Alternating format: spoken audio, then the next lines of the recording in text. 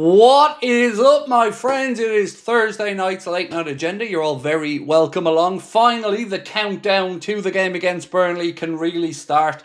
The international break is officially over as everybody has returned to training. And tonight we're going to talk about what that team may look like that takes on Burnley. We're going to give you some updates on the fitness of Jeremy Frimpong. Connor Bradley, of course, is back in contention as he was before the break. We'll talk about Ibrahim Konate and his future. There'll be a little bit on, a couple of interesting bits and pieces around Chelsea, an award that's coming Jamie Carragher's way, and a few other tidbits that we hope keeps everybody up to date. Appreciate you all joining me as always. I know you could do anything with your evenings, and I always appreciate you spend some of it with me. Loads to get through tonight. But look, mostly, I'm excited. It's been a tough 2 weeks waiting for the Reds to be back in action, but we have Turf Moor, Burnley on Sunday, then of course Atletico Madrid on Wednesday, the Merseyside Derby next Saturday, and then after that the League Cup game against Southampton. So I'm excited. Had a busy month ahead. Loads to get through. Want to say thank you to everyone for the birthday wishes in the chat as well. Obviously, I can't get through each and every one of them, but I want you guys to know how loved and appreciated I really feel, and thank you for the kind words. It means a lot to me. It's also my daughter's boyfriend's birthday today, so happy birthday to Sean as well, and my aunt, so happy birthday to my aunt, and anybody else that's, well, I would say celebrating today, but, you know, it's not a date to celebrate really, is it? But yeah, let's get stuck into it. Paul Donnelly, seen this one just before we went live. Paul, thank you. Said, happy birthday, Craig. Thanks for all that you do. Mate, honestly, pleasure's all mine. Like I said, it's a joy to be here with you guys every day. And yeah, I'm very grateful for having you guys in my life. Liz as well, a lifelong friend. Liz, thank you very much. Happy birthday, my friend. Today, I celebrate you. Thank you, Liz. I'm not sure there's too much to celebrate with me, to be fair. I'm not worth your celebrations, but I do appreciate you thinking of me and being here with us, as always. Sending love to you and the family. Right, so, where do you want me to kick off this evening? There's loads we can work through. I mean, let's start with a positive update, will we? And this comes from Dave O.C. Kopp, who's just letting us all know that Frimpong is back in training and in contention to start on Sunday against Burnley. For me, look, I don't expect him to start the game, if I'm being honest with you. I think we're probably going to see Frimpong get some minutes from the bench at the end of it and then start against Atletico. But it's great to have him back in the squad, and it's another option, of course, for Arne Slot in what's going to be a busy couple of weeks. Gemma Johnson said, hi Craig, hope you and your family are well. Would like to wish you a happy birthday, and I hope you've had a wonderful day. It's been lovely, thank you. Yeah, good day, nice relaxing day. When you get to my age, that's all I want, is a little bit of peace and quiet. I'm very boring, Gemma. But like I said, really feel loved by all the kind comments as well in the chat. So thank you to you all. No need to rush Frimpong, said Billy Beckner. I agree, mate, 100%. Look, Bradley's there. We know that there's still the Szoboszlai option if we need to as well. Joe Gomez is, of course, fit and could play there. And I agree with you, mate. I'd be, easing him back in, giving him 15, 20, and then looking to unleash him against Atletico Madrid next Wednesday night. So I agree with you on that one, sir. Eddie, how are we, dude? Thank you, sir. Happy birthday. Appreciate you, mate. Thank you very much. And Mike, I believe. Mike, it's your birthday tomorrow. One of our friends from Philadelphia. So I'm saying happy birthday to you nice and early, Mike, before I forget. Because, I've got a brain like a sieve. Right, so let's get stuck into it. Let's talk about next season's Champions League final. That was announced today. The UEFA Executive Committee has appointed the Estadio Metropolitano in Madrid as the host for the 2027 Champions League final. And of course, we've got fond memories of that stadium, and it is a wonderful stadium as well. So nice to know that next season's, not this season we're in, the following month's Champions League final will be back at the Wanda Metropolitano, which, as I mentioned, we have some good memories of. You're worth the celebration, mate. You're a real gem of a human. Thank you, Joe. Look, I just try to make you guys smile like you make me, Joe. That's, I'm just proud to be here, bro, with you all. It really is a pleasure. Branfield, how are we, sir? Big inspiration, happy birthday. Thank you, dude. Sending love to you and your dad. And I promise you, as dumb as I am and as slow as I am, bro, I haven't forgotten about sending something over for you and your dad. I really, really haven't. I'm just all over the place at the minute. It's been such a busy time. Today we signed off on an agreement that we've been working on for 3 or 4 months. And we are going to be able to bring you guys fantasy gameplay in our watch-alongs now. So you will be able to compete for cash prizes and I'll talk a little bit more about that as the week progresses, but that's going to be something we're bringing into the Anfield Agenda watch-alongs. Not only will we have a chance to interact with you guys, we'll also have a chance to hopefully get some people some money. Right, Zumzi, how are we? Let's go, Craig. Happy birthday, legend. This is also the anniversary of watching you. Again, happy birthday. Well, happy anniversary for watching us as well, my man. Appreciate you being in, and appreciate the birthday wishes as well. Right, so let's get cracking. Loads of news to get through. I want to talk about another wonder kid, if that's all right, because we're fed up of hearing about the great wonder kids. Jarell Haddo was a wonder kid that Liverpool were apparently looking at Ajax for a long time. Obviously, he ended up at Chelsea, but Team Talk have said Liverpool and Manchester United are amongst a host of top clubs keeping track of Ajax teenage wonder kid defender Aaron Bouwman, spelled Bouwman, just in case you wanted to do a bit of further research on it yourself. So, yeah, keep an eye on that name. Maybe one for the future. Bobby, how are we, Bobby? So happy birthday, Craig. May your head stay shiny forever. Fingers crossed. I'm quite proud of my shiny head, dude, you know? And I put no effort into it. It's just naturally shiny when I shave it. Thank you for all the nights of feeling together in this community after a hard day of work. Honestly, dude, an absolute pleasure. Like I say, I'm really grateful to be able to do what I do and to have you guys with me. So thank you, Bobby. Wayne, how are we, dude? TOTT2KZ1. Happy birthday, absolute legend. WFM, birthday drinks on me when we meet up at the show in October. Hope you and the family are well. Yes, we're all good, thank you, my man. All good. Life's not too bad at the moment. Just looking forward to the footy being back, because I know I always worry during the international breaks that the audience disappears and they won't come back and they've forgotten about us. So I'm trying not to panic for this last week. But yeah, man, I'm buzzing. Can't wait for the Reds to be back in action. And on that, let's talk about Florian Wirtz, if I can, for a second. Really interesting bit of information dropped today from Paul Joyce. I mentioned it in the video earlier on today, but if you haven't seen the video, Florian Wirtz's guaranteed fee that Liverpool will pay is 100 million. For the other 16 million to be triggered, Liverpool will have to win the Premier League and the Champions League a combination of 4 times.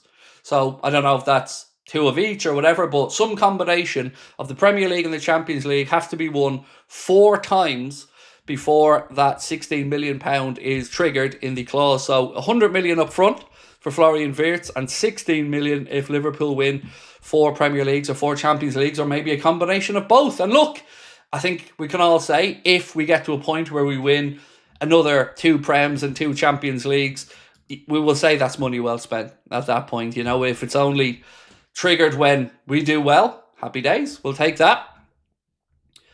Have I missed anyone?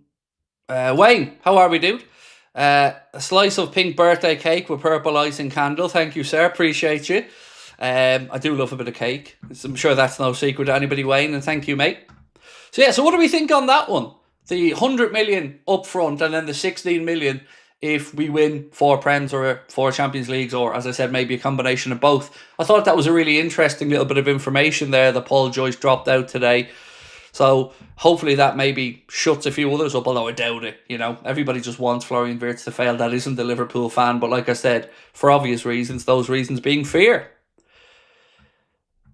I was hoping to see some training pics today with the squad returning and meeting Isak, said Nick. I'm sure that will be out in due course, dude. It is great. They're all back there today. And do you know what?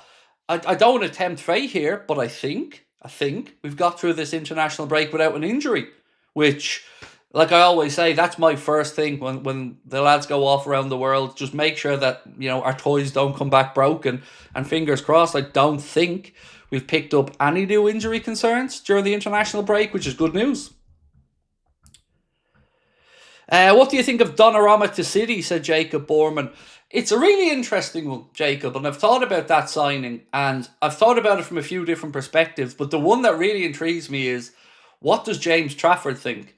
So obviously he had a chance to go to Newcastle, decided against it because Man City had the first option on his deal. They signed him from Burnley, and then they brought in Gianluigi Donnarumma straight after. So I don't know what that means for Trafford, but I know Manchester City have 2 options there now, two good options. But Again, two very different options from what we've been used to from Pep Guardiola's Manchester City.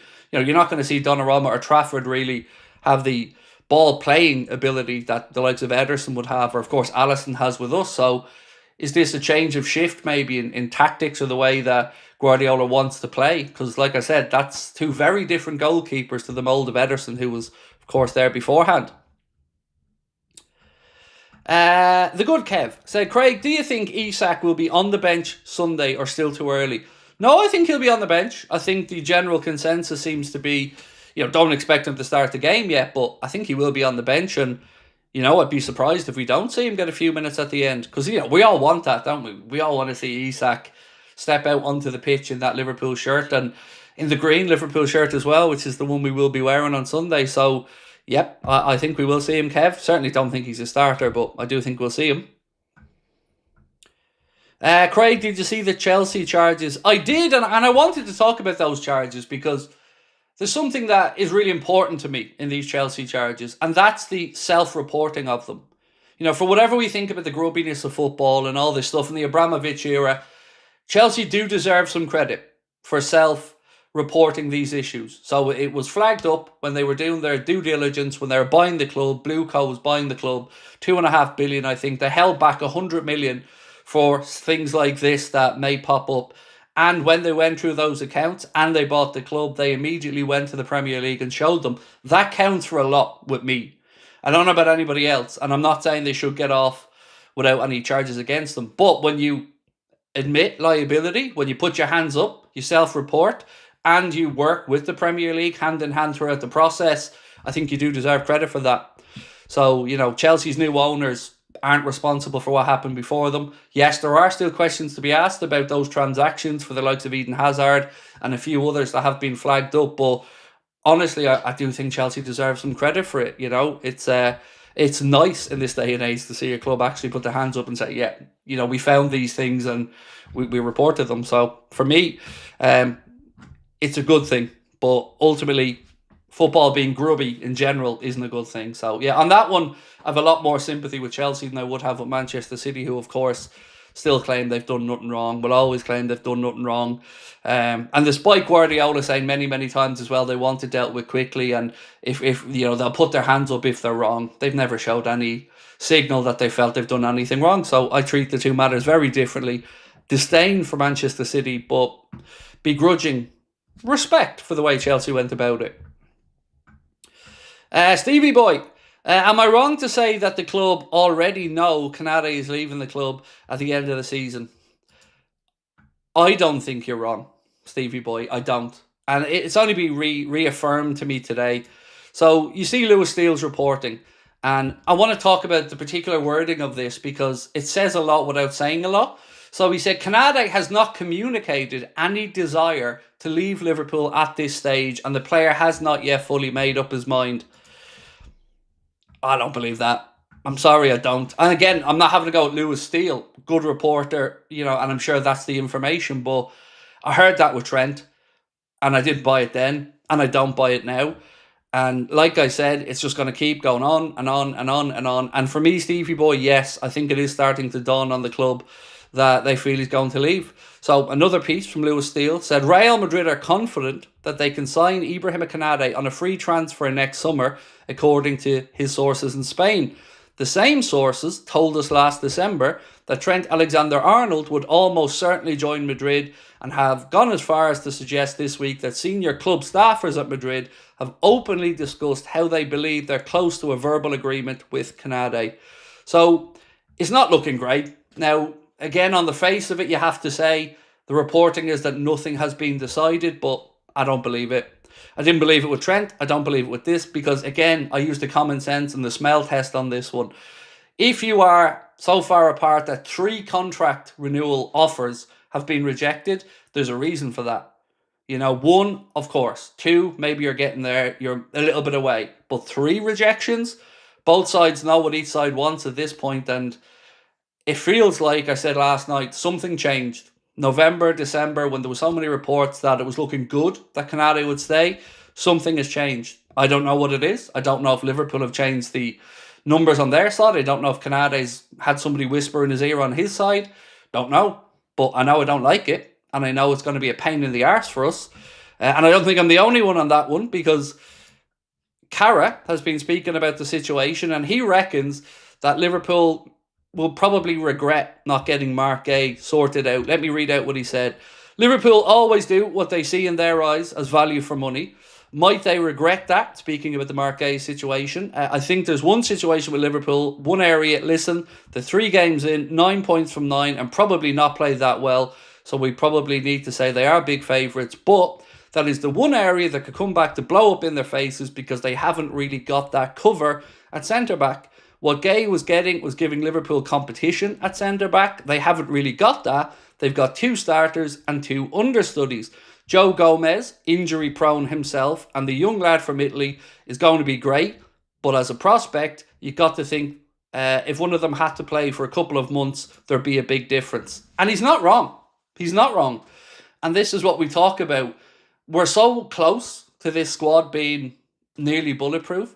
Talk about the CDM position. But the centre-back one is, look, there are a few ways to look at this situation. They tried to get Gay. That's fair enough. Could they have gone earlier in the window? Well, again, it comes back to what Liverpool deem as value, doesn't it, in the deal? And it wasn't us that pulled out of it at the end. So I do think he's right. And this is why the whole situation with Konate's future becomes more important. Because now we don't have that buffer of Mark Gay. Now it is Virgil van Dijk, Ibrahim Konate, and 2 backups. Gomez, look, as Jamie said, experienced, but injury prone, and that's fair. And Giovanni Leone, we've not seen a minute of yet, so it's hard to really talk about him being ready to play 3 months if he needs be. So yeah, this is the one that maybe concerns me a little bit. But I do understand Liverpool tried to sort it out, so I got to give them credit on that one. You know, it's not for a lack of effort to bring in Mark Gay. They just had the rug pulled out from under them at the end. But it makes the whole January thing more interesting now, because in the same piece, he goes on to speak about January. And again, there's mixed reporting on this. Like, what will Liverpool do? It could come down to how Konate's form is between now and January. And like I said, nobody's going to convince me that there's not going to be blips and mental dips because of the whole transfer saga. I just think it's natural.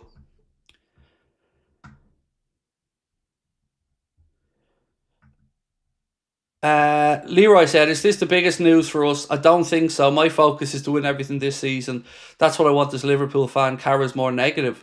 I think he's being realistic. Look, I don't always agree, Leroy, with everything Jamie Carragher says, but I do think he's made a fair point. Look, I'm like yourself, mate, absolutely upbeat and excited for this season. But this Konate situation, I spoke about it all summer. I said this is one that concerns me. If we're going into a season with a player whose future's up in the air and isn't committed to the club, I don't want that person carrying the burden of our success. I just don't. So I would have loved Mark Gay in to give us that bit of breathing room. It'll be interesting to see how much Arne feels he can lean on Giovanni Leone, because make no mistake, we're going to be talking about Konate's head being turned. We are. It's going to happen. You know, we can put our fingers in our ears and pretend otherwise, but it's going to happen. And when we play Madrid, like I've said, the whole build-up is going to be about it. And all season we're going to listen to it. So it is a shame we didn't get Mark Gay in. But like I said, it wasn't from a want to try and.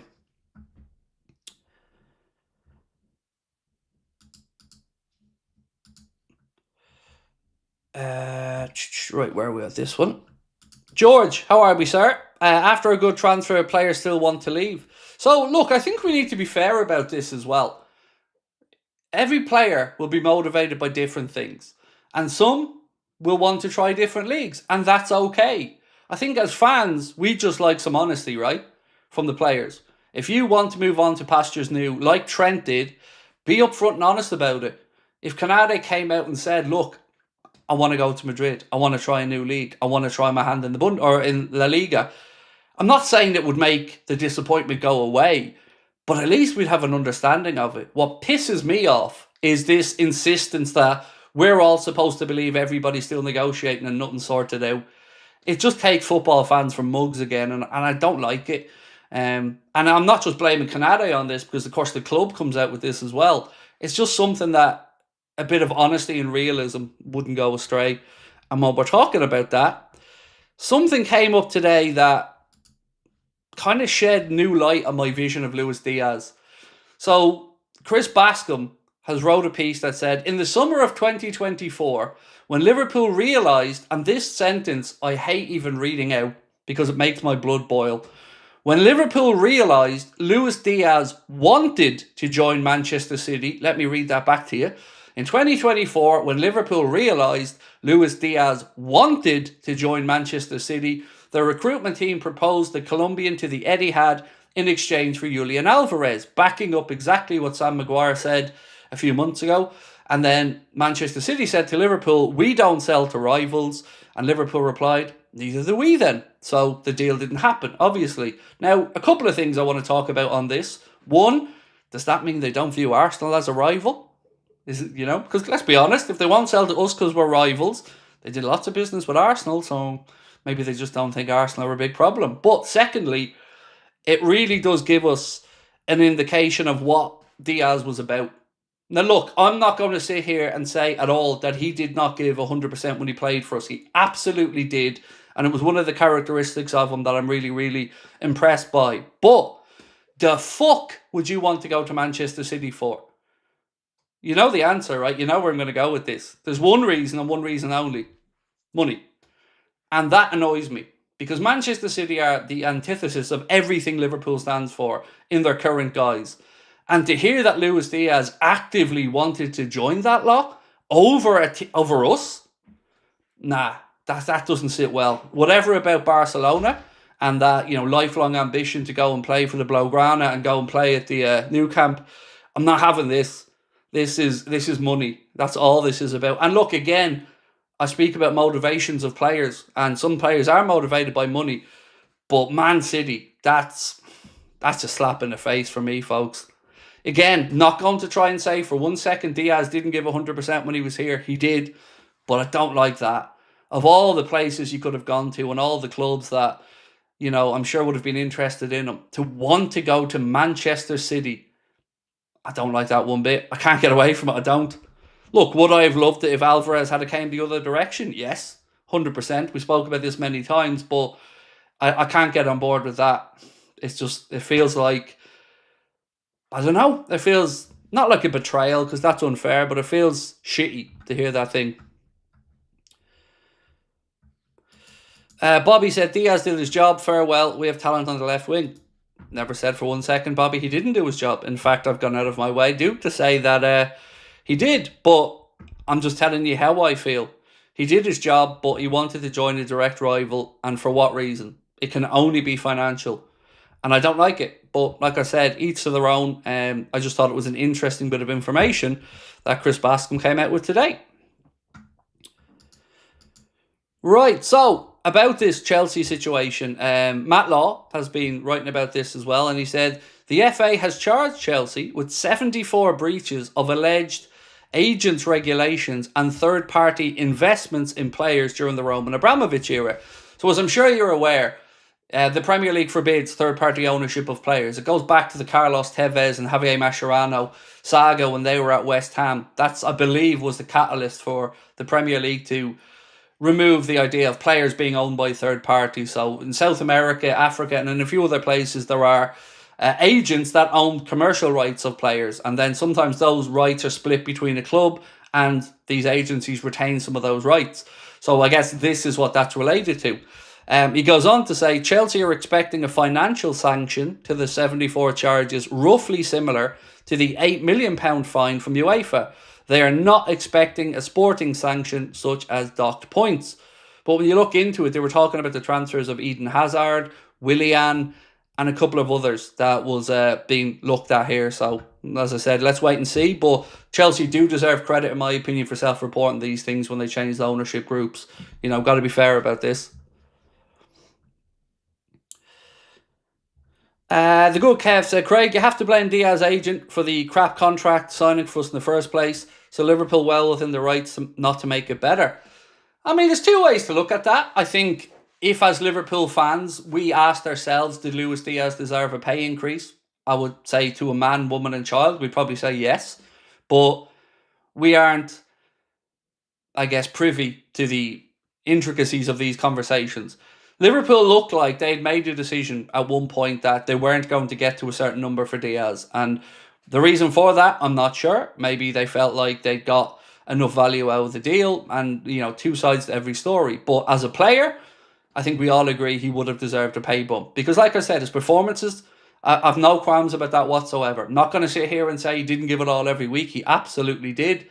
But, it is what it is. He's a Bayern Munich player now, and look, I'm far happier that he's not at Manchester City and that he's at Bayern Munich. But look, it is what it is. Just wanted to bring it up because I thought it was an interesting bit of info. Dave said, Craig, it makes total sense now why we didn't offer Lucho a new deal this summer, knowing he already wanted to leave for City, of all places. And that's it. It's the of all places part in that sentence, mate, that I agree with mostly. I don't understand it. It can only be financial, right? Because we're right there. And, I spoke about how I feel about Pep Linders and, his move to Man City. I find that a slap in the face as well. But, I'm not going to try and tell you guys how to feel about it. I just, I wanted to just credit Sam Maguire because, he reported on this with Anfield Watch, I think, I want to say it was 3 months ago, maybe more, when we spoke about this. And he's been proven right that conversation was taking place.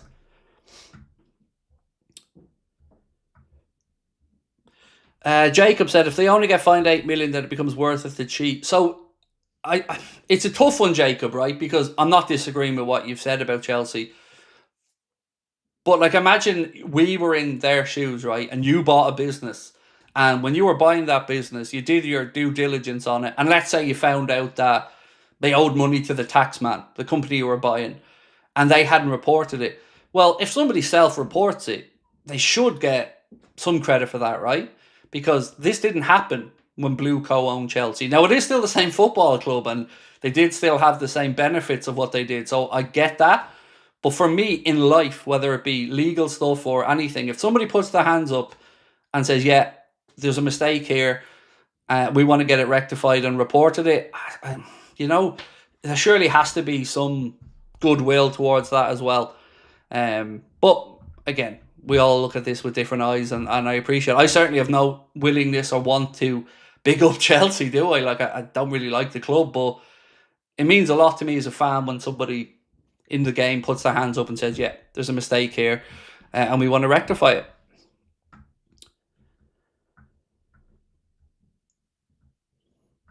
I think that Bayern was the right place for Lucho, said Tom Prey. I agree. I think it's a good move for him, and I think he'll do really well there. He started very well anyway. What was funny, though, was seeing the amount of Bayern fans who didn't want them. And then he goes in there and starts scoring. So, look, I think he'll do well over there. Right, so Jamie Carragher is going to get an award, and it's really cool. And I want to talk about it a little bit because, look, we all have our own opinions on Carragher as a pundit these days. Some stuff we probably agree with, some stuff we don't. But I'd like to think that to a man, woman and child, we all know that he gave everything for our football club on the pitch. No better summarization of that than Istanbul. The man couldn't stand up. The man was cramping to within an inch of his life. And I don't use the word heroic much on here to talk about footballers, but I'm putting that down as a heroic performance. And that is why I loved Jamie Carragher, the player. And that's why we all dream of a team of Carraghers. He gave it all for our club. He absolutely gave it all. And you wouldn't go wrong in life if you had a team of Jamie Carraghers around you. So I wanted to bring it up because, we'll all disagree with some takes Jamie has and all, but he's a damn Liverpool legend, and this award is really cool. So the award is the One Club Award, and it comes from Athletic Club Bilbao. And of course, Athletic Club Bilbao sign players only from that Basque region. And it's a really cool award that they've come up with for players who basically just are one club men in their careers. So the award is coming from Athletic Club, and he'll go to Bilbao to collect his award. It's given to a player from any team who has demonstrated a real connection to the region of their club, representing just that one side. Carragher made 737 appearances for Liverpool during his playing career, will receive the award at Athletic's home game against Girona on September the 24th. And honestly, it's great. And fair play to Carragher, and well done to Athletic Club as well for giving it to him, because, like I said, I disagree with Jamie on many things in football these days, but as a player, an absolute idol of mine, and a real warrior out there on the pitch who gave everything for our club and represented the city of Liverpool with distinction. Toes said, class that Bilbao. It is, absolutely. I love Carragher, but a team of Carraghers have ever scored. Fair point. Cecilia Bambolina, fair point. But yeah, look, when I still look back at that Champions League final in 2005, he had nothing left. The man was literally the walking wounded, but he didn't give up. And my God, I loved him for that. You know, you want people like that when you're in the trenches, right? You want men like Jamie Carragher beside you. Because I'll always think of his heroics in that final. Him and, of course, Jerzy Dudek with that point-blank save. Stevie G with the header to get us all back going. But, yeah, one of my enduring images of Istanbul is Carragher celebrating like a madman. You know, gesticulating like a madman to Jerzy Dudek as well during the penalty shootout. But, yeah, he's a proper Liverpool icon. Right. Let's keep going. Right, let's talk about Chris Bascombe again, reiterating that Liverpool expect Mark Gay to join in the summer after a move broke down at the end of this summer, which is good news because we are going to see a lot written about other clubs being interested in him.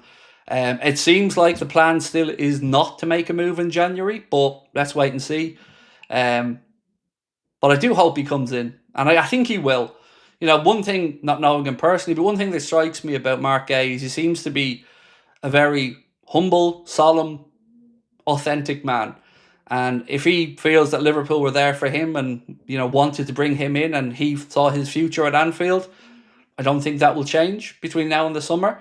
You know, the only thing that will change is he's probably going to get a lot more money in his pocket because Steve Parish messed up a transfer fee. So Mark Gay will probably get a nice little earner out of that. And again, no problem with that. But yeah, just a little bit more insight on that one.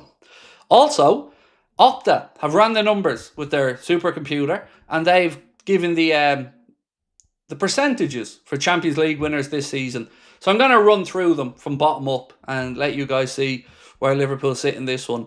So they reckon Newcastle United have a 3% chance to win the Champions League. Inter Milan, exact same, 3%. Bayern Munich, Luis Diaz new club, and Harry Kane's club, of course, 4.3% chance, according to this, to win the Champions League. Real Madrid, Trent, and maybe Konate's future club, as low as 5.8%. They really don't think Madrid have a chance here to win the Champions League this year. 5.8%, and that's with Mbappe, Jude Bellingham, Vinny Jr., Rodrigo. That seems like a really low number. Chelsea are ahead of them. Chelsea have a 7% chance, according to Opta, for this season's Champions League. Barcelona, 8.4%. Exact same as Manchester City, so 8.4%. Now we move into the top three. Paris Saint-Germain, last season's winners and defending champions, are given a 12.1% chance to win the Champions League. And this is where it gets a little bit messed up because Arsenal are second with 16%, but did Opta not hear Mikel Arteta tell us that they were the best team in Europe? So obviously the boffins at Opta have got this one wrong because Mikel Arteta doesn't lie. He said they were the best team in Europe last year. It doesn't matter, by the way, that they had the worst result against Paris Saint-Germain of any of the English clubs. We lost on penalties. Aston Villa put it up to them way more. But Mikel Arteta thought that they were the best team in Europe. So they have a 16% chance. And Liverpool, the favourites, 20.4% chance to win this season's Champions League, according to Opta. So Arsenal, bit of familiarity there for you fellas. You're probably nice and relaxed there. Second place again. You know, you're used to it. You like it. It's your comfort zone. Let's be honest. So Opta, even Opta, are saying, look, you're second Arsenal. You know, that's what you are. That's your identity. So, yay. But of course, that means nothing, does it? We got to go and try to win this competition. But it is nice going into it with that swagger of favourites tag. I like it. Naturalist said, feel the figures by Opta coming too early. Of course, yeah, it's all based off previous results and stuff. But look, the only reason I brought it up was just to have a little brag about Liverpool being the favourites. If we weren't the favourites, I probably wouldn't be sitting here talking about it, to be honest. It was just a little Liverpool flex for us. Again, loads of people saying happy birthday in the chat. Thank you. Appreciate you all for that one. Right, let's talk Arna. Again, Paul Joyce with another interesting bit of information today. And so we knew Arne Slot signed a 3-year contract when he became Liverpool's head coach. But what I didn't know was that Richard Hughes and Michael Edwards signed similar contracts. So Paul Joyce has said the expectation is that further windows will not be as busy as this summer for Liverpool. I don't think that's a surprise to us. But the contracts of Arne Slot, Richard Hughes and Michael Edwards all have 2 years to run and will need to be addressed at some point in the coming months. So, yeah, I didn't know that those contracts were all 3 years. We knew the managers one, obviously, so hopefully they all get ironed out because, it's been a great start to their era at the club. Obviously, Michael Edwards back, Richard Hughes there as the sporting director, overseeing the biggest transfer window we've probably ever had, and Arne Slot coming in and winning the Premier League in his first year. So I think we all want to see that recognised with a new contract. Craig, who do I pick for my third jersey? I got Diogo on my home one. Good question. So I always defer to Maka when I talk about a jersey because I like the number 10 on a shirt. I'd say Maka, Isak, Wirtz. The old reliables probably. Any one of those, I don't think you go too far wrong.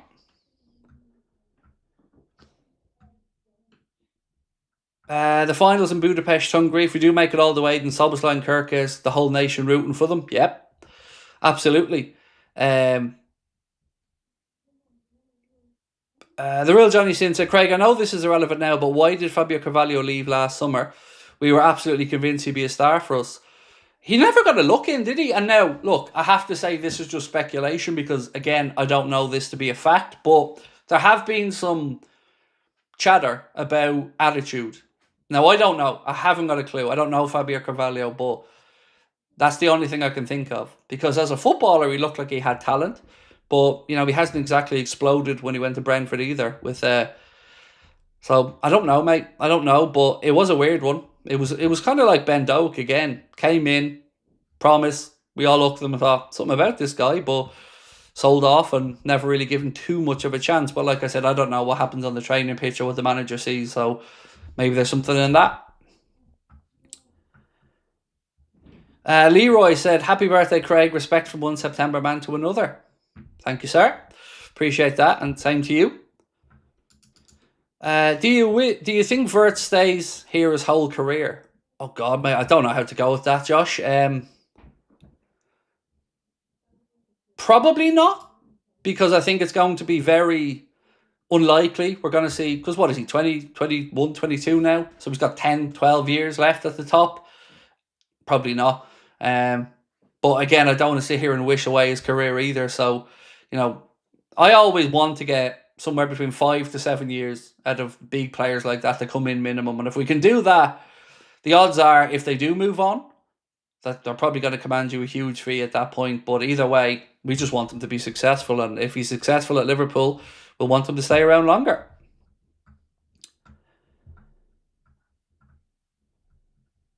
Thoughts on an Owen interview? So it probably won't surprise you to know I pay zero attention to most of what Michael Owen says because I don't really like him very much. Yeah, so sorry. I've seen a few clips and highlights about him talking about other players, but I just don't really give a shit about Michael Owen, in all honesty. So not to be rude to you, the bat signal, but yeah, I just don't pay attention to anything he has to say really because, in my eyes, he's a Manchester United club legend.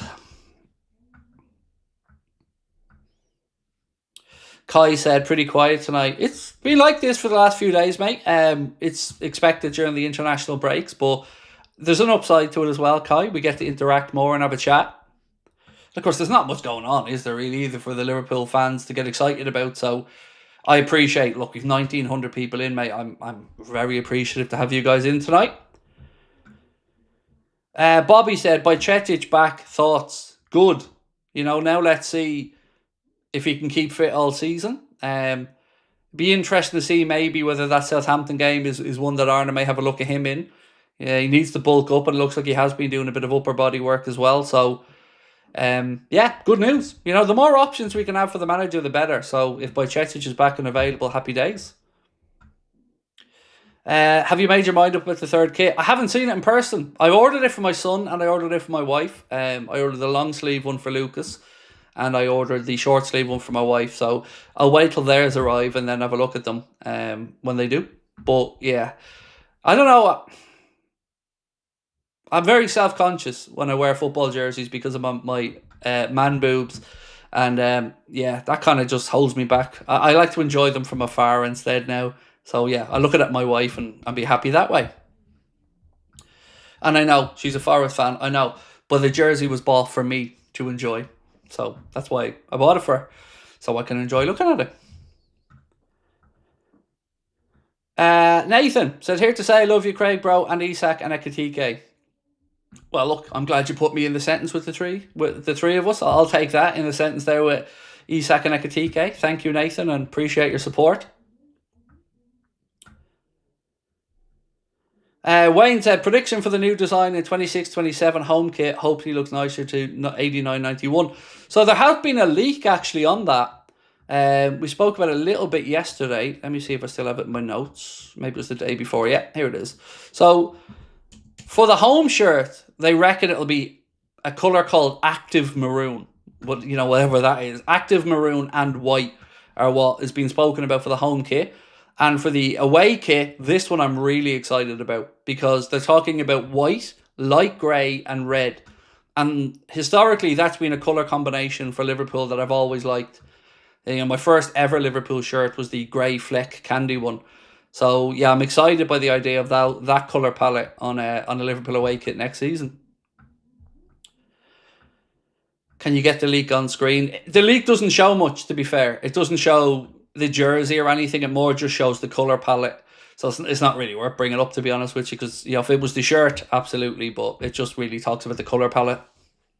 And can I say colour palette again? Because I feel like I've said colour palette quite a bit. Grey and white gives off long sleeve Torres vibes. Yep, it does. It gives me John Barnes vibes, Peter Beardsley vibes. When I think of the grey shirts, I think of John Barnes.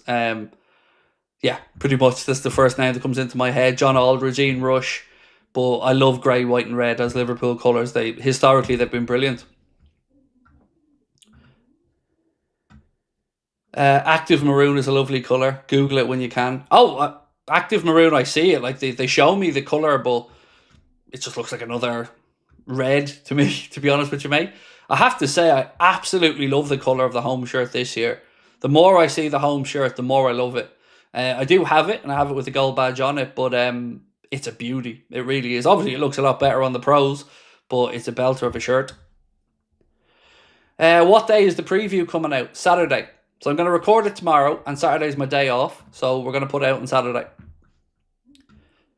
And also, like I said, we're going to be launching that new fantasy competition. So I'm going to give you a brief rundown of what it is. So basically, I'll have the ability as a content creator to run a game of fantasy. So let's say, as an example, we're playing Atletico Madrid next week. In this game, like in any fantasy game, you will be given a budget to pick 5 players in this game. 3 of them can only be from one club and 2 from the other. So in this scenario, you'd have to pick 3 Liverpool players and 2 Atleti players, or vice versa. There will be a buy-in. So again, we haven't set the number yet, but let's say it's £3 for argument's sake. We will dole out. The winner will get a percentage of the pot and we'll figure out the prize fund. But we're going to be able to do this now right throughout the season. You're going to have a leaderboard live on the streams. You're going to be able to go back in and interact and chat with each other. And it's something that we're really proud to be able to do. And we've worked probably 4 months with the company to get to this point. Today, we signed off on it. So, yeah, excited. You're going to be able to play some... You're going to play against me for a start. See if you have what it takes to beat the king. He says no only shit at fantasy. But yeah, it's really cool. And we're looking forward to being able to roll that out. Have you done much for your birthday? Nah, man, I had a call with the police earlier on, which isn't the way you want to spend your birthday, but you know, it is what it is. So I had to go through that. Then I was on that meeting for the fantasy thing we were talking about. That was a couple of hours today, dealing with that. And other than that, now just been making content, my man. And that's it. Just having a bit of fun. Why was Bradley not on the training video? Not sure. Not sure. Is it 18 plus? Yes, it is. And there will be a free version, by the way. But yes, it will be age verified 18 plus, and it will be open to UK and Spanish people. Definitely. I'm still working on the other regions to find out exactly where they've gotten the licenses for. Am I looking forward to the Galatasaray game with what the Turkish president said? Of course. Yeah, I want Liverpool to go over there and shut him up. You know, it was a very stupid thing to say. I didn't understand why he said it, that Liverpool aren't the Liverpool of old. Well, they are the reigning English champions, dude. And the number one ranked team in the Champions League. So, yeah, I don't really understand where he's coming from. But look, let him keep talking. That's Arne Slot's team talk made there. Put up on the dressing room wall. Away you go.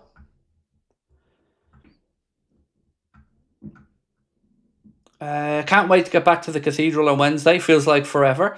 Kai said that I get nice for my birthday. I did. I got a couple of Mercedes Adidas tracksuit top and a sweatshirt. And I ordered a pair of trainers from Nike for myself, which are underway. So, yeah, it was nice. And, of course, got a couple of new Liverpool bits and pieces as well ordered. Right, let's keep going back. Loads to get through. So, on Konate, is there anybody that thinks Konate is going to stay? Or that thinks that this is still part of the negotiation? Because, I don't know. At this point, I'm starting to lose hope. The Wonder Man, thank you for the birthday wishes, my friend. Appreciate you.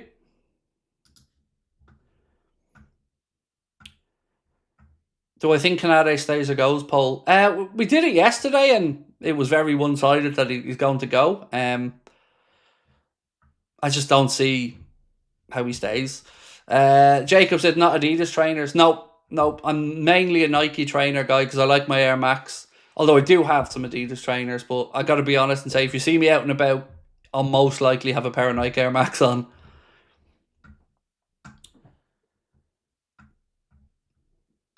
Craig, should I take a punt on Gakpo for captain against Burnley?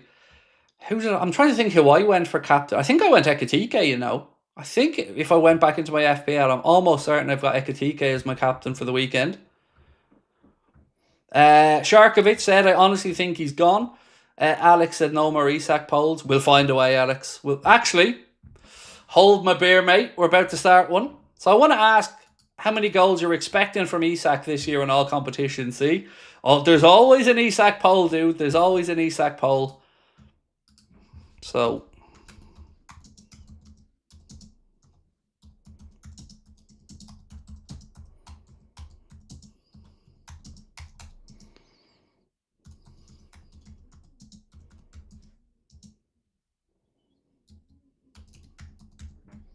right, so how many goals in all comps are you going to want from Isak? So let's go that to that. That.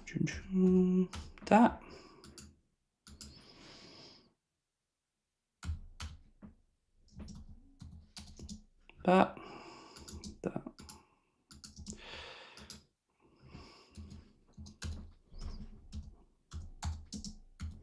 Right, so how many goals in all comps are you wanting from Isak this season? 10 to 15, 15 to 20, 20 to 25, or above 25? Let me know what you think. I'm intrigued, actually, because I haven't really given much thought to that myself, how many I think across all comps, but I'm interested to see what you guys think. Gordon, thank you, mate. Happy birthday, 50 today. Not quite, mate, not quite. Still got a few years to go before I hit to that number, thankfully. Quite a few years, actually. I'm still closer to 40 than I am 50. Do you think Konate is sick of being in Virgil's shadow? I doubt it. I mean, he's not as good as Virgil, bluntly. So, you know, If you want to become the next Virgil van Dijk, you've got to be as good as Virgil van Dijk. And, Konate is certainly a fine central defender, but a Virgil van Dijk he is not. So, if he wants to get out of Virgil's shadow, be better is what I would say. Because that's the high level. That's the bar.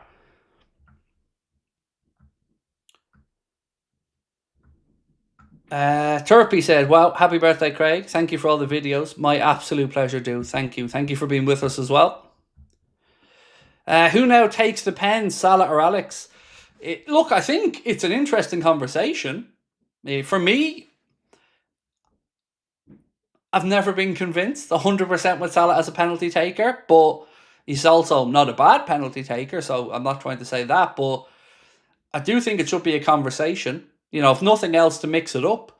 So we've got players like Szoboszlai, McAllister, Isak, Salah, who can all take penalties and take them very well. So, you can almost make the argument, is it worth mixing it up as well to have other teams thinking? If you have one player taking every penalty, well, we've seen how well drilled goalkeepers are these days on, where players like to put the ball. So if you could mix it up a little bit, maybe that'll help us with some unpredictability as well.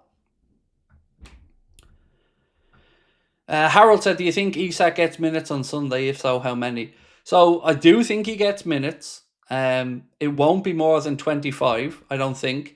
And again, it may depend on how the game is going. So I wouldn't expect anything more than 20, 25 though. I think after that, and it's a bit risky.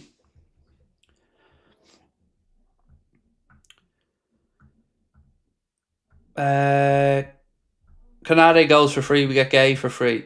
But it's not free. I'm sorry to be pedantic about this. It isn't. Like, we'll lose Konate and won't get any money. That's true. But when you sign Mark Gay, there's going to be money involved. Like, he's going to get a signing on fee, and he's going to get probably a bump in his wages. So it won't be free, but at least the money will be going to him and his family and not Steve Parish and Crystal Palace, who made a mess of that one. Jennifer said Isak won't be 100% Plamo Jets to the AFCON. No arguments on pens till January. I think Isak will be good to go late October, fully fit, ready to go. On the penalty thing, honestly, I don't know, Jennifer. The manager might very firmly feel Mohamed Salah is the penalty taker, and I'll respect that 100% if that's the case.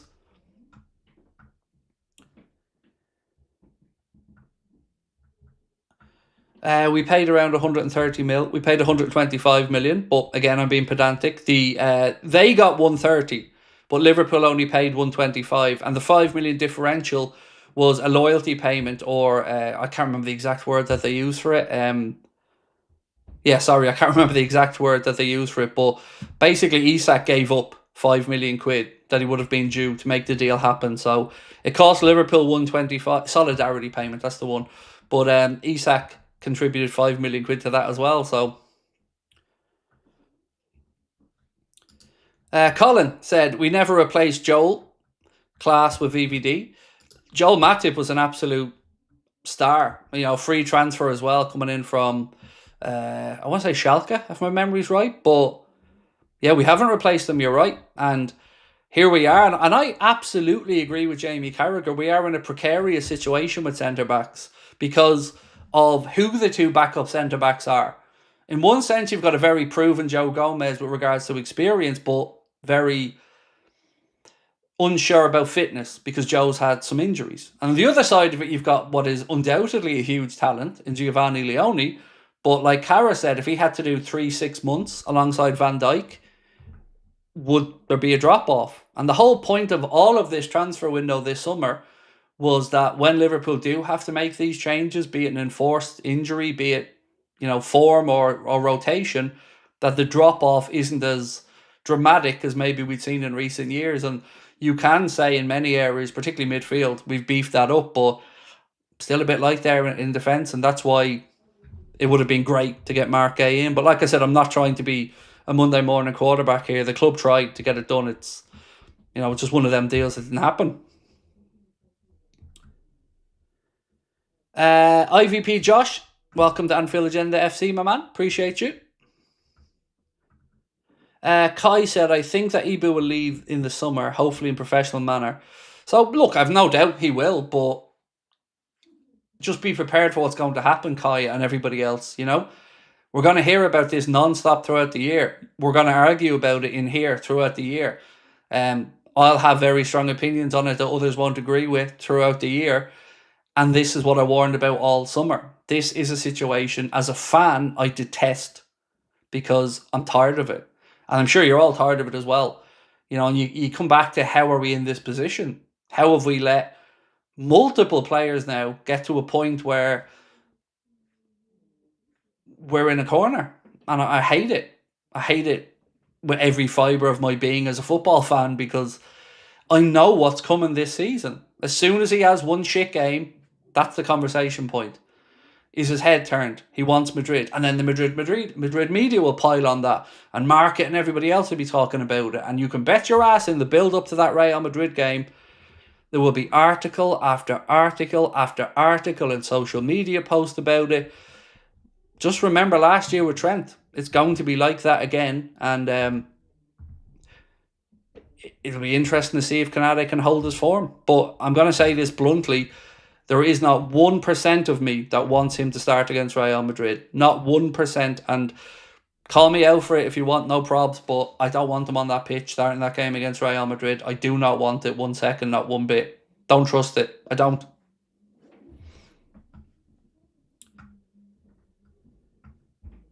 I have been looking at his actions most times. He thinks it's difficult for Liverpool to win trophies, as we find it difficult to do. And also, winning much trophies get easier is not in Liverpool. I don't know what that means, Ben. I'm sorry, mate. I don't know what you mean by his actions and a lot of the comment there. I mean, let's look at one thing, Ben, right? Talk about winning trophies. Well, let's look at the numbers that they're predicting for the Champions League, right? Liverpool, according to these statisticians, are just over 3 times more likely to win the Champions League this year than Real Madrid. So, you'd make the argument that Liverpool are absolutely a club where you win trophies and are predicted to win trophies. So I don't think the trophy argument is one that washes for any player wanting to leave. But money, a different environment, that's all fine. But like I said, honesty, be upfront and tell people that, and stop this, nothing's been decided, we're still negotiating, because I don't think many people buy it anymore. Kaz, thank you, my friend. Appreciate you. Thank you. Happy birthday, Craig. Hope that you've had a fab day. It's been an uneventful one, which will go in the good books. I like peace and quiet. Eddie said, these football players are employees of the football club. They should not be demanding what they get paid from the club. That's my opinion. I get it. Sometimes I try to challenge myself, Eddie, on these things, because we look at this from a fan's perspective, right? And, we think Liverpool are the be-all and end-all. And understandably so, because we love the club. But I try to challenge myself on occasion about my views on these things. Because in one way, Konate will have fulfilled his contract, right? He signed a deal at the club and he would have seen that out and honoured his contract. And that stands for something. So that is important. But it doesn't take away the sting of feeling like a player who's been a big part of what we've achieved and that has a big future still ahead of him, maybe wants away. That's the part as a fan you struggle to kind of come to terms with mentally. Why would he want to leave here? And that, mate, I don't know the answer to.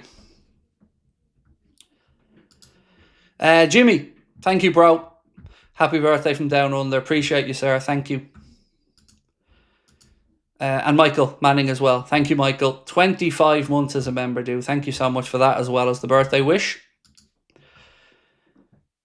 I don't know how to pronounce your name, mate, so I'm going to just spell it out. Digihior01. To be fair, it's a two-way street. If we really value Konate as much as he wants to be valued, we wouldn't have left it this late. Negotiations, 3 years left. Signed 2 years left. Yes and no. So there's definitely something to what you've said. But like I said, something has changed in the last few months, mate. And it's not my opinion or your opinion. It's written about quite extensively that Liverpool thought they were close to that agreement with Konate. And this is where it all breaks down for me. If we were close in November, let's say, Well, I think there's been 2 offers since then. And if you're close, right, in any negotiation, if you're buying a car and you're a grand away on the price, you're getting there, right? And you come back and you have another go. You go back to the garage and you talk again, and maybe you've gotten down to 500. You're certainly not expecting to go back for your third offer, your third conversation, to not be right in the ballpark of what might or might not get it done. Or you would certainly know the parameters of that deal is looking likely or not. So that's why I don't buy this nothing's been decided yet nonsense. I just don't buy it, because 3 contract offers, you're going to know what each side wants at that point, and you're going to know where each side's line in the sand is. So are these good faith negotiations, or is it I'll stay for stupid money, or if not, I'm off? Again, don't know, so I'm not trying to pigeonhole anyone, but that's the way I see it from the outside. Is I don't see these as good faith negotiations.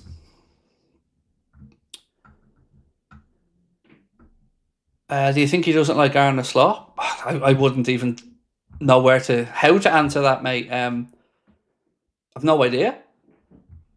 Yeah, look, this would have been, I guess, a much more palatable situation to us as fans if we did get Mark Gay in, because then if we do have questions, or if Arne has doubts about where his head's at, at least you'd have that very experienced potential leader of your defence ready to come in and play. Now we've got Gomez, who I've no doubts about, but would he play 3 months in a row if we needed him without a knock? That's, I guess, where some of the doubts would creep in.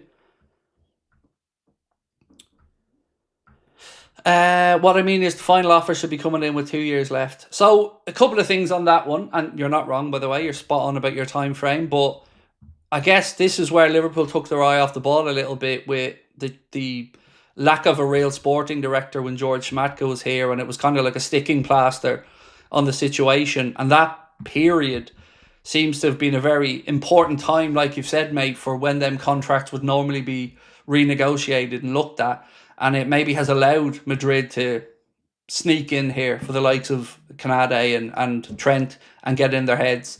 So certainly Liverpool aren't without blame in this situation, but it's not one I think we can put on the feet of Edwards and Hughes. It is what it is, It's football at the end of the day. Sean, hi Craig, why won't we go back in for Gay in January? So there's a couple of things on this. One, I would say, Sean, never say never, right? I know it's been spoken about and talked about that the plan is for next season, but it's football. So Mark Gay himself has said he doesn't want a disruption in the middle of a season in a World Cup year. He wants to be fully focused, playing at his best, and be ready to represent England in the World Cup. I totally understand that. The same way I understand it of any player who wouldn't want to move midway through a World Cup year, uproot your family. It's a lot.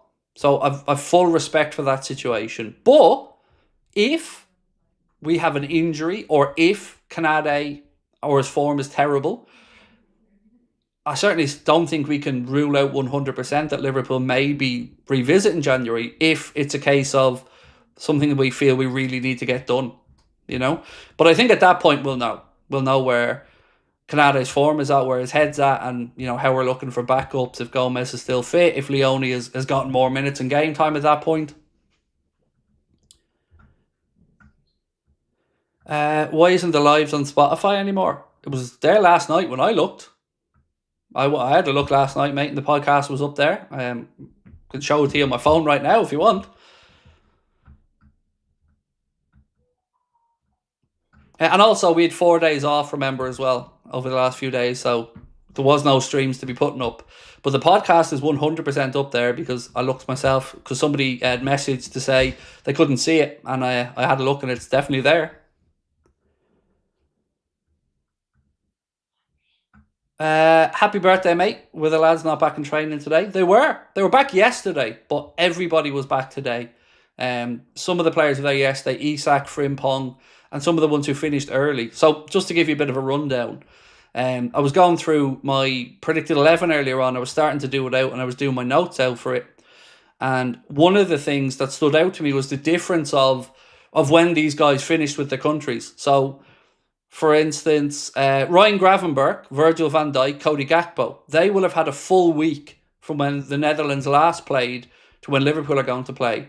So they've got a proper bit of recovery in, which I think will obviously influence Arne's decision making. You look at then the likes of Florian Wirtz, he also had a full week between when he would have played the last game for Germany and when we play Burnley. But then you look at the likes of Alexis McAllister, Alisson Becker, who are coming back on Wednesday, and that's where Arne will have some difficult decisions to make about who's fresh and ready for the game at the weekend.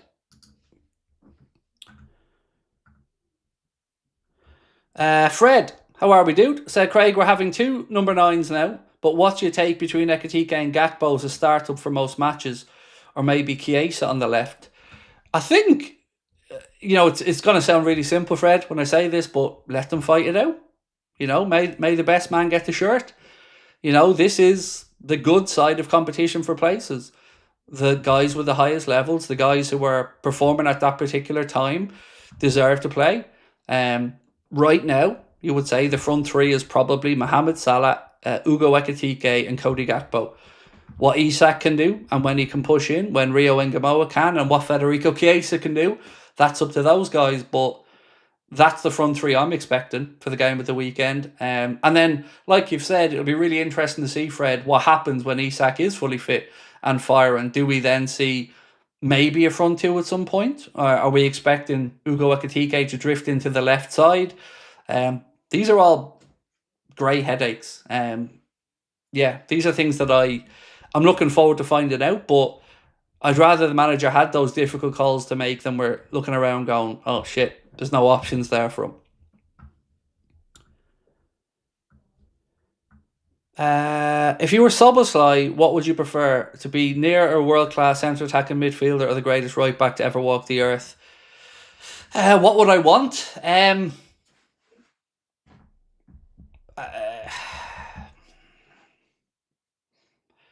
Whatever gives the team the most, whatever gives me the most time on the pitch, whatever helps me to achieve my goals of winning Champions Leagues or Premier Leagues. I really feel Dominic Szoboszlai would do whatever is asked of him. For me, I see him as a midfielder. And I love the idea of the battle that we have in that position this season. Jones, Maka, him, Wirtz for 2 spots. Gravenberch's going to be the deeper line player. So it's great.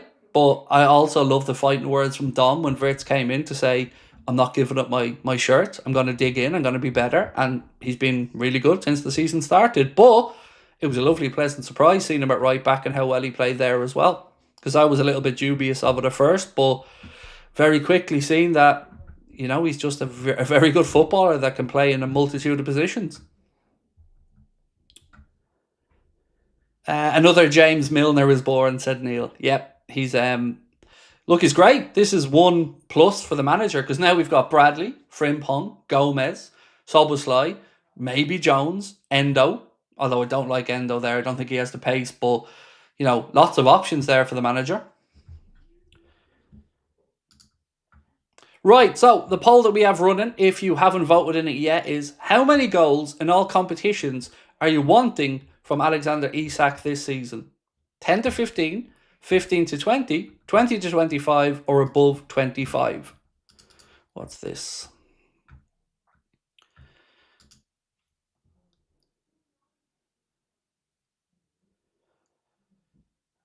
Okay, so The Athletic have been doing a bit of reporting on the deals for Jarell Quansah and Harvey Elliott, and credit LFC Transfer Room for this post. One of the good Liverpool accounts up there on social media. Certainly one that we keep tabs on. A very good account, as is many of them, to be fair.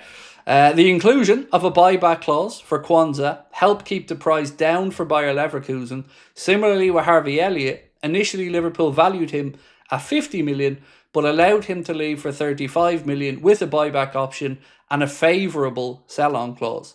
So it seems like really good bits of business there from Liverpool. If we want them back, there's a number that we can get them back for. If, for whatever reason, Liverpool don't trigger those clauses, we got to sell on. So seems like good bits of business. Joyce, excuse me, welcome to Anfield Agenda FC. Appreciate you. Nikhil said, Dom at right back for me might be the best way to get all three mids in the starting 11. There's a downside to that, though. You're leaving us of less options to change the game. So if we have a way, let's say, where Dom is at right back, Gravenberch, McAllister and Wirtz are in midfield, we don't really have as many options then off the bench to change it up. You've still got Curtis Jones there, of course, but I don't know. I feel I'd rather not shoehorn him in at right back to keep him in the team. I'd rather keep him at his peak fitness to play at the best of his ability. If we can get the workload right for those players between Wirtz, Jones, McAllister and Soboslai, I think if you can manage to rotate them enough, keep them all fit and at their best, I don't think we'll be too far away from success this season. Did most of our players play the full 90 minutes in 2 international games? Honestly, Nedge, I didn't pay that much attention to it. I know Maka played none of the first game and all of the second game. Virgil, I think, played both. Mohamed Salah was a very late substitute in the second game for Egypt, so he did the 90 basically. And after that, man, I don't really know, to be honest.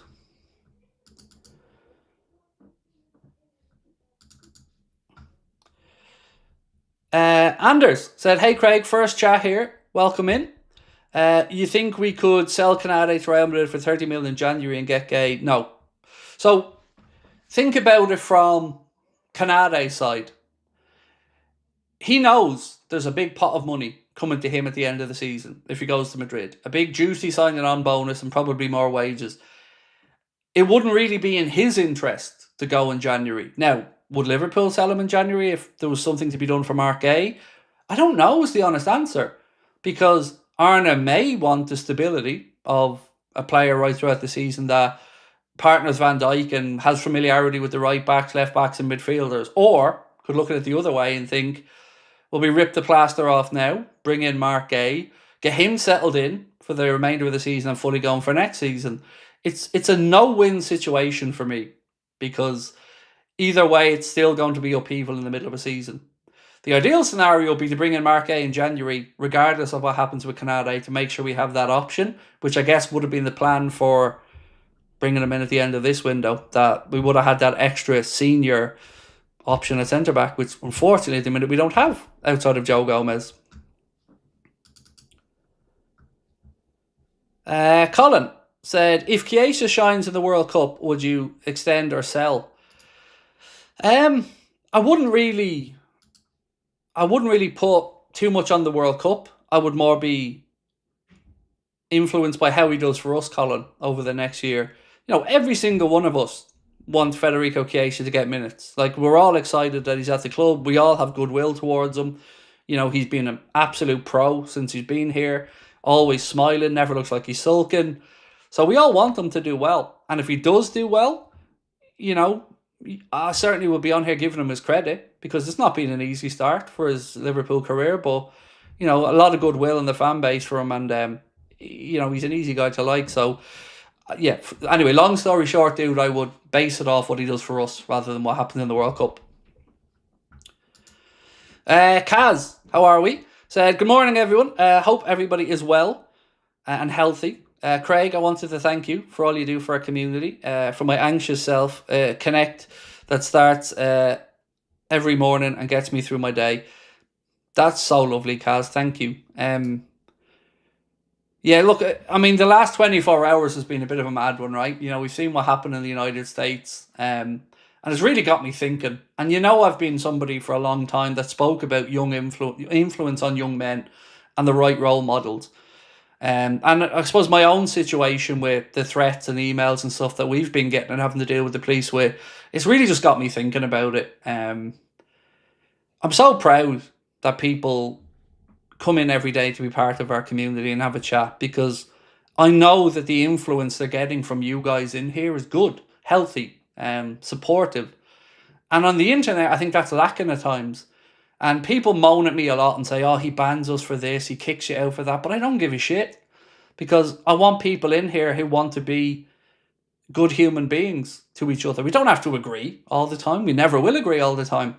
But we can disagree in a respectful manner. And for all the rights and wrongs of what happened to that gentleman over in America, one thing that is important to me is that he was willing to dialogue. And that is something that I've always said to you guys. I don't like this idea of I don't agree with this person on one thing, therefore I disagree with them on everything. You know, let's use True Geordie here as an example. People say to me, but Craig, he did this. How could you be friends with this guy?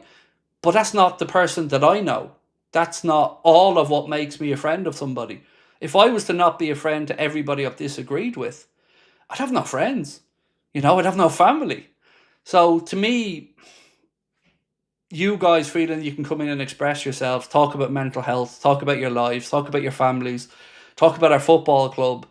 It's the biggest virtual hug I could ever receive. And it means so much to me. So yeah, thank you for being part of that, Kaz. Itachi, how are we, dude? Thank you, mate. You're so kind. Happy birthday to my favourite Irishman. I'll take that. All the best of fortune for the next 365 days. Always be yourself and never change. Stay healthy. Be safe.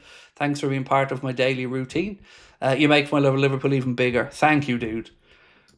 That means a lot, like I said, and it certainly runs this way as well. You guys make me feel supported, unjudged, which is really rare in this day and age. You know, this is my social media platform. This is the only place I really frequent. And it's been so heartwarming to know that there is a side to the internet that I can be me, and I can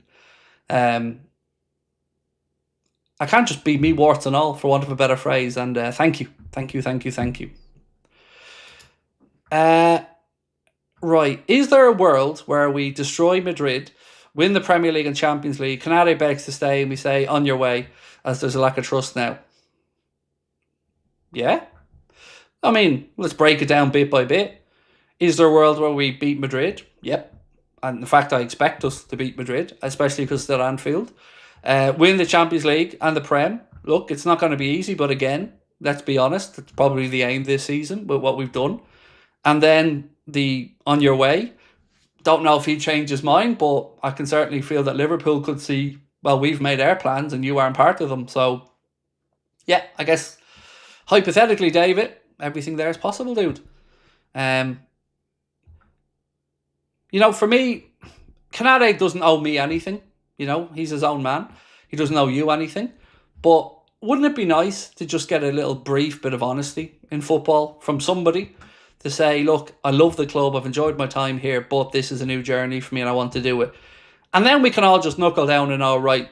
Because it would get rid of all this shit in the media as well. If we know that's where he's going, or he's not signing, fair enough. You know, we'll get over that and we'll push on. But this insistence that nothing's sorted and this, I find it tiring as a fan to just, it's draining. Every week, same story, same bullshit, over again. And, still nothing's been decided and we're halfway through the season. You know, let's be upfront and honest. And I think that will go a long way with football fans.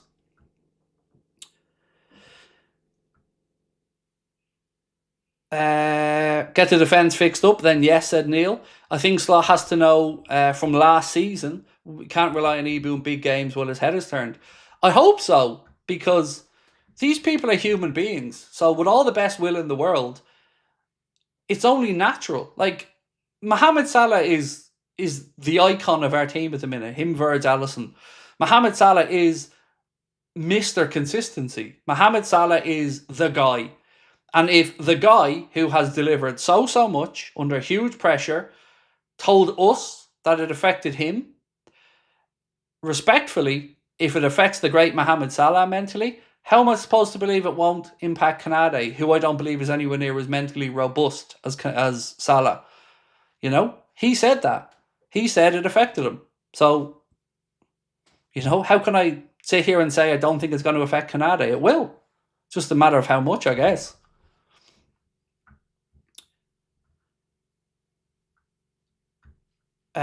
Mo said he didn't think he'd stay based on the club's views on renewing players 30 plus, not because of the money.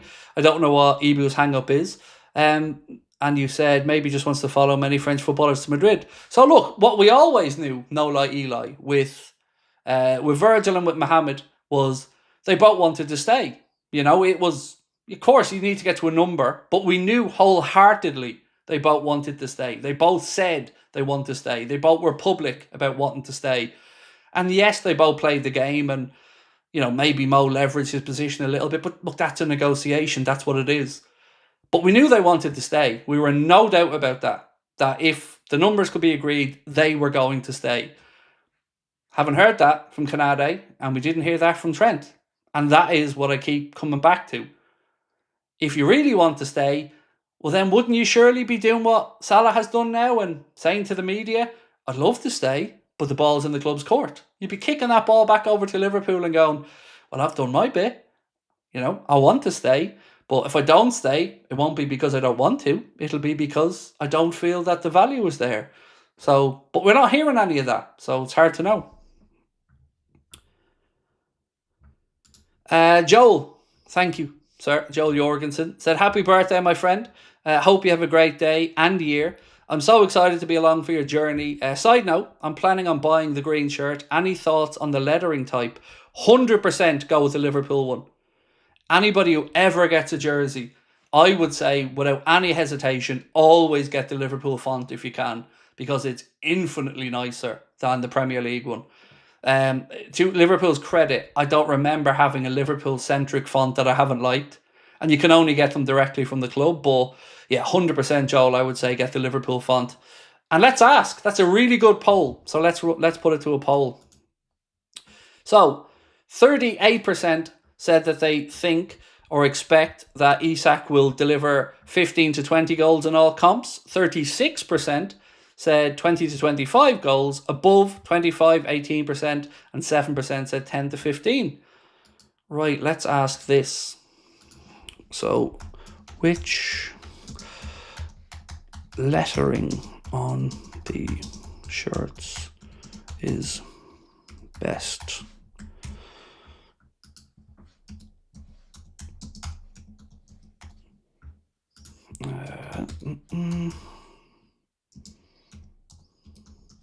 Right, so which lettering on the shirts is best? Or I suppose lettering and numbering, but you know what I mean. LFC font or the Premier League font?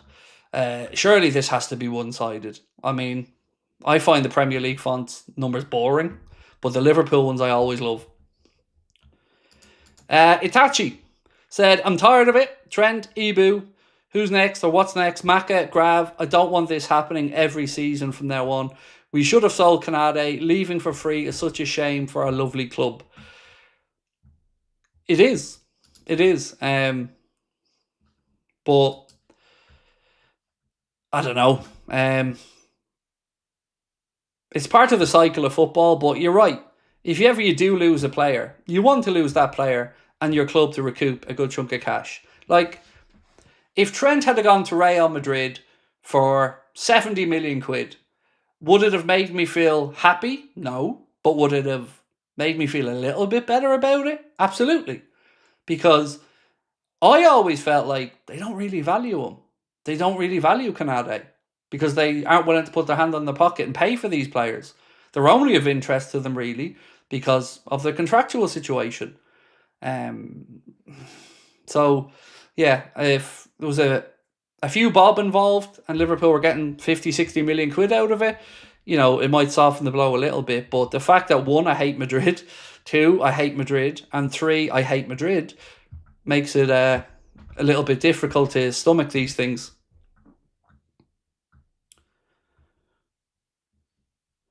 What's this one? Okay, let me just try and drag this onto the screen.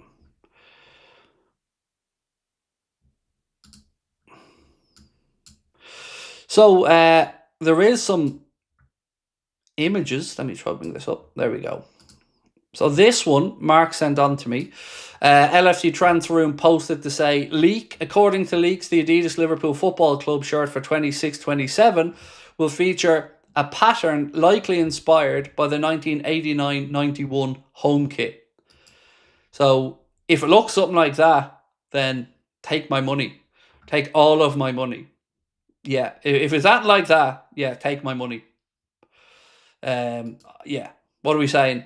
That's a big yes from me. If it's anything like that, I'm a buyer for that shirt, definitely. Um, I realise why I'm underwhelmed by the Liverpool training range for the third kit. I may have mentioned it yesterday, or I may not have. I can't remember.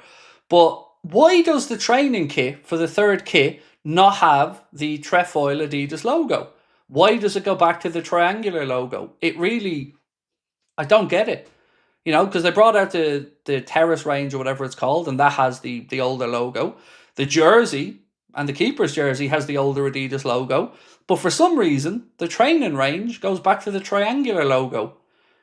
And it really disappointed me because I was so looking forward to that third range of training kits with that older Adidas logo. So for me, that was one of the disappointments when I'd seen the stuff that was released as part of the green shirt. Brian said, got a home shirt today. The green doesn't do it for me personally. Always think our best away kits are white or black or yellow. I love the yellow ones. I love the grey and white ones, mate, with a bit of red in that we spoke about earlier on.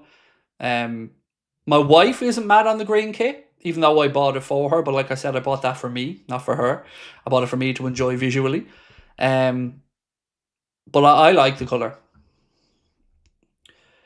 Thierry said, when I bought my Salah kit from Liverpool store, I accidentally picked one with the Premier League font. I realised it when I was already at the checkout, so I just decided to go with it. Regretted it ever since. Yeah, it's a really cool font, the ones that Liverpool use. Now, they do mix them up over the years, but for me, they're always the ones I'd go for, mate, if I was getting one as well. But look, you got a shirt with Salah on the back of it, so certainly not regretting the decision on the player because, what a star he is. Harry said, I got a bunch of training stuff coming from China. Also got the Allison kit. So for me, for the new range of stuff, I bought a t-shirt from, the black t-shirt with the green stripes down the arm. I bought the Allison jersey, the black goalkeeper's jersey. And that's it, pretty much. I bought another training top, kind of the black version, similar to this one. And then obviously the other bits and pieces that I've been wearing, the Adidas tracksuit top, the t-shirt.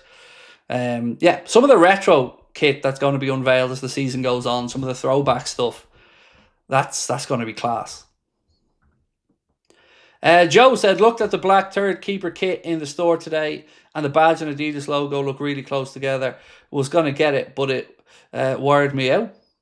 Well, I'll let you know how mine is when it comes. In fact, you'll see me wearing it. I think this is the first time in my adult life I've got a goalkeeper's jersey for Liverpool. I used to wear them when I was playing all the time. When I was younger, I used to train in them and wear them when I could. But as an adult, I think this is the first time I've ever ordered a goalkeeper's jersey. I just couldn't say no to the black one. This was so nice. Tonya said, happy birthday from Shania Cree. Thank you, my friend. Appreciate you. Spent the summer working over in Hersonesus, which was cool. And appreciate you. Thank you. Lewis, happy birthday to you tomorrow, bro. You said your birthday is tomorrow. Happy birthday. I hope you have a wonderful day. Oh, it's pretty one-sided here on the font. I love it. You're all right on it as well. Right, so let's play a little game for the last few minutes. And I promise you I didn't intentionally link this in, but just a reminder. So for the game against Atletico Madrid, we are going to be launching a fantasy game that you guys will be able to, buy into and win a pot of money or win from a pot of money. We'll give you more information on it as the weekend approaches. But one place we're going to be sharing the link to it is in our WhatsApp. So if you want to or have any interest in it, make sure that you're signed up to the Anfield Agenda WhatsApp. It'll be the easiest way for us to share the links and the information around this. And it's something I'm really excited about because I think it will add a bit more excitement and spice to our watch-alongs. We get to compete against each other for a pot of money or any prizes. We could give away PlayStations. We could give away whatever. And I'm so excited by it. We worked for a long time to get to this point where we signed off on it today. So, I'm buzzing for it. And I hope you guys like it because I think it's something that will just add a little bit extra to our watch-alongs.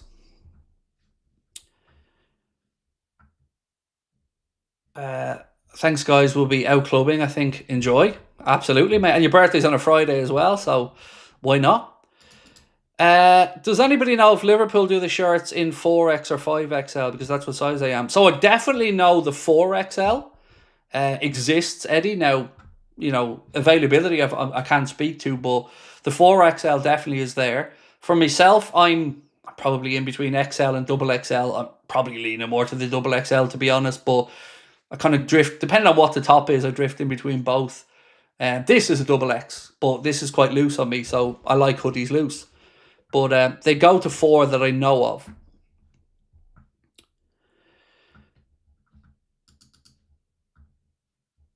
Harry, I did miss your super chat, sir. I did. Sorry. Let me get it for you now. Craig, who you got? Or Craig, good mate. Canelo versus Bud predictions. So I looked at the odds last night for that fight, and do you know what stood out to me, Harry? The odds for Canelo to be knocked down is where my money's going to go. Unlikely. He hasn't been knocked down in his career yet. I don't know what way the fight's going to go because, I think the weight will be important, and it'll be interesting to see going up 2 weight divisions. Can Terence negate some of the power? But 5-1 for Canelo just to be knocked down. I think that's where my money's going, mate. It's the value bet for me. So I'll probably stick a tenner on Canelo to get knocked down at one point during the fight. But on the result, my heart says Crawford on points. My head says a close decision for Canelo. But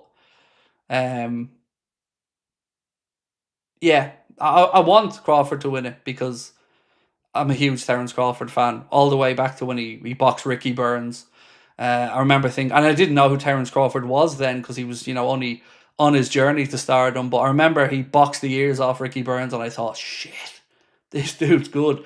And then when he fought Errol Spence Jr., that was supposed to be a pick'em fight, right? That was a 50-50 fight, and he absolutely schooled his ass from start to finish, and it was incredible. So yeah, I hope Crawford can do it because, he's had that underdog mentality and story his whole career. And I'm a big, big fan of him as a guy and his psychology, Psychology of sport fascinates me a bit. There aren't many mentally stronger than Novak Djokovic. He's probably right up there, but Terence Crawford has the dog in him, and I think he's going to bring the very best out of Canelo. If he loses, I don't think it's going to be by much. No, like Eli said, the way Bud dismantled Errol Spence was shocking to see. Oh, man. It really was. Like, that was supposed... Like, Errol Spence Jr. was no mug. He dispatched everybody in his way. I remember he absolutely boxed the ears off of Kell Brook as well. And I thought that was going to be a close fight. Not one bit. Bud Crawford absolutely just danced rings around him and put him in his place. Lewis said FC 26 career mode, Craig. I just don't think I'll have the time, mate. With that new deal we've signed today, to partner up with the fantasy company and involve that in our content, that's going to also involve me doing unique content to build up to the game. So yeah, I just don't think I'll have the time. Unfortunately, well, I say unfortunately, I'm not a big fan of FIFA or whatever it's called these days. Right, what else have we got? Right, so we've got about 10 minutes left on tonight's stream, and the good news is we're on the winning side now of this race towards the game on Sunday. So I will be off on Saturday, just remember that one, but we will have the preview out. I'm not finishing up yet, but just to give you a heads up, tomorrow, of course, we'll be back same time, 8:45 Late Night Agenda, 4 p.m. video, and Late Night News Update. Right, where are we at? Harris said, just been watching the Isak training. Oh my God, the man is fit and ready. Yeah, I think he's going to be looking forward to ramming some doubts down people's throats over the course of the next few months. And he doesn't strike me as somebody who's going to wilt under the weight of the price tag. He doesn't strike me as somebody who will be overawed by coming to Liverpool. Fred said, Craig, what's up on the Michael Elise situation for next summer? Any clue? So I wouldn't go as far as to give you a guarantee of next summer, Fred. But what I would say is a lot of signs and common sense does point to Michael Elise being that guy when Mohamed Salah, whenever his time at the club is up. So would it be next summer? I'd be surprised. But in an ideal world, next summer, if we are to think that maybe Salah doesn't have another deal after this one, next summer would be ideally where you'd probably want to start thinking about bringing in somebody to be ready for when Salah goes. More likely, I think we'll probably see it the summer after, unless maybe Mo is a stinker or something like that, which we've never seen in his Liverpool career to date. So there's no need to believe it'll happen now. But yeah, I think Elise is the guy that Liverpool have pinpointed. You can never say a deal's 100% going to happen, but his name is being spoken about more and more and more. He'll be 25 in 2 years' time, so perfect age to come in, right in the peak of his powers then. And yeah, it does makes a lot of sense that he's the guy. And will it be 120 million? Let's wait and see. But I think there's a lot of truth to that interest. Craig, if there was one piece of new Liverpool gear you could get that you don't have, what would it be? So there's a sweatshirt, and this really annoys me, Joe. There's a sweatshirt that's red, and it has 3 white stripes down the arm. And they have it in 2XL in England, and they don't have it in Ireland, so I can't order it.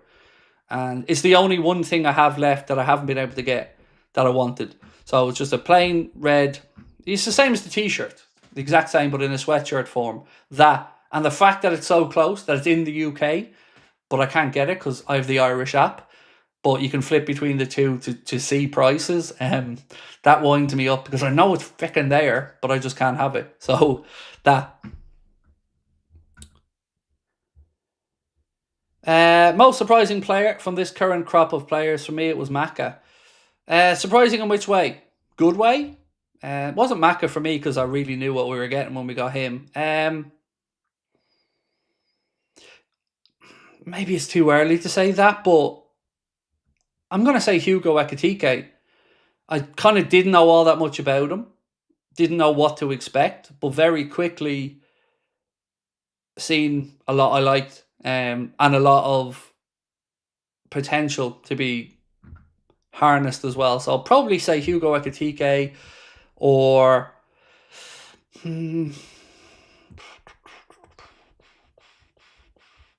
Gravenberch. Yeah, definitely had concerns when we were signing him. Wondered, why were they letting him go? Were we getting a cast off from another team? But how wrong was I on worrying about that one? Craig, would you prefer Elise or Doué if he becomes available? Elise. Now look, Doué is a great player, but Elise, because with Elise, he's already been in the Prem and he knows what it's about. So yeah, I would say Michael Elise, but look, Doué is brilliant, isn't he? Really, really easy player to watch and enjoy.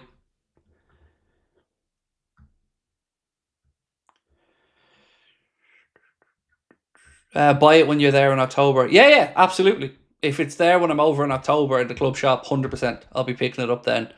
And I can't actually believe I'm going to that game. Still pinch myself. I'm actually going to Liverpool versus Manchester United. It's been a bucket list game of mine for my entire life. And to be going to it in one of the lounges as well, thanks to Brian who sorted those tickets. Yeah. And yeah, so excited. And straight off the back of a family trip as well. So buzzing for it. But, it's still a bit away. Right, let's check this poll. So we asked you that what is the lettering on the shirt that you think is best, the Liverpool font or the Premier League font? Let's try and get it to 500 votes before we finish. So, if you haven't voted, please do take a second, click on it. We need about 68 more votes to get there. Which font on the jerseys, which lettering do you prefer, the Premier League one or the Liverpool one?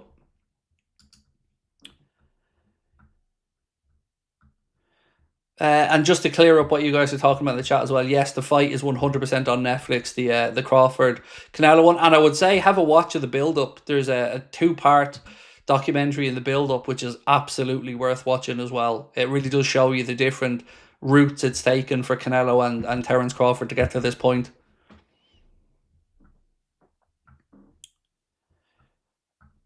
My brother is a United fan, and this season there's a huge bet on he believes they will beat us. Well, in any singular game, it's possible, but if we're talking about who'll finish higher in the season, it's definitely going to be Liverpool, isn't it? Actually, that makes the Manchester derby this weekend all the more interesting as well, because if City lose it, that's 3 losses in 4 games at the start of the season. Bye-bye their title ambitions already. So there's a lot on this game. They've got no Marmouche, so that's an issue. United, of course, under pressure in their own side of things because, Amram spent a lot of money and United are going to want to see improvement. So it's going to be an interesting one. And when I finish my match day content, I'm definitely going to be tuning in to watch the second half of the Manchester derby.